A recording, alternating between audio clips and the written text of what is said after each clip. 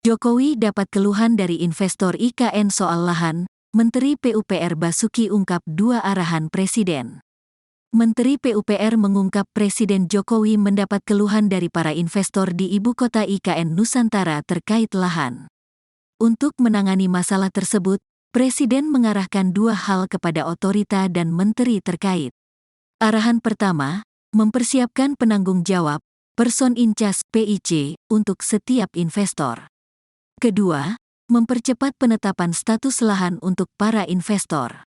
Demikian disampaikan Basuki saat memberikan keterangan di Kompleks Istana Kepresidenan, Jakarta, Rabu, tanggal 13 Maret tahun 2024.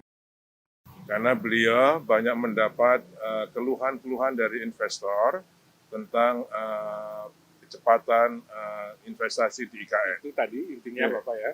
Ada dua hal yang diarahkan oleh Bapak Presiden, khususnya untuk kesiapan lahan untuk investasi, dan percepatan investasi. Karena beliau banyak mendapat keluhan-keluhan dari investor tentang kecepatan investasi di IKN. Arahannya beliau ada dua.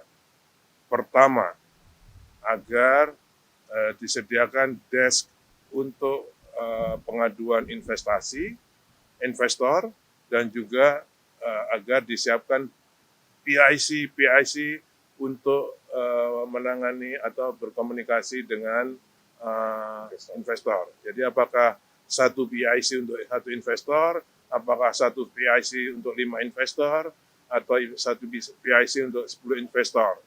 Sehingga investor itu bisa komunikasi intens dengan pejabat IKN itu, yang namanya PIC itu. Ya, itu satu.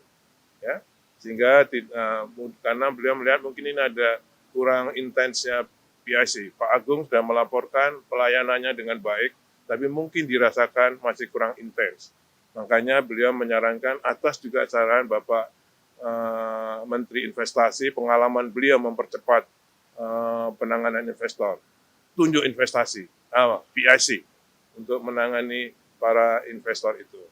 Yang kedua, lahan bagi investor, agar segera ditetapkan statusnya, kemudian juga tadi sarannya dari Bapak Menteri Investasi yang juga disepakati oleh Bapak Presiden, beli. Jadi tanahnya dijual, harganya ditetapkan oleh otoritas. Asal tidak melanggar aturan. Itu juga kalimatnya beliau. Kerja cepat,